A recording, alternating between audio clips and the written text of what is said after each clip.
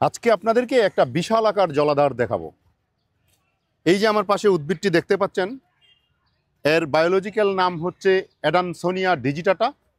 এটাকে বাওবাব গাছ বলা হয়।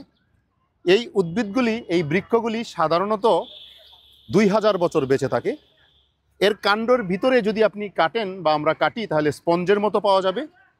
এই স্পঞ্জের মতো পাওয়া যাবে বলেই এই কাণ্ডের ভিতরে, একটি পরিপক্ক উদ্ভিদের কাণ্ডের ভিতরে 1 লক্ষ লিটার পানি মজুত করে রাখতে পারে। এই উদ্ভিদটি বিশেষ করে আফ্রিকান অঞ্চলে প্রচুর দেখা যায়। আমাদের দেশে যদিও এর আধিক্য কম এবং খুবই কম, হাতে গোনা মাত্র কয়েকটি উদ্ভিদ আছে বিভিন্ন গার্ডেনে।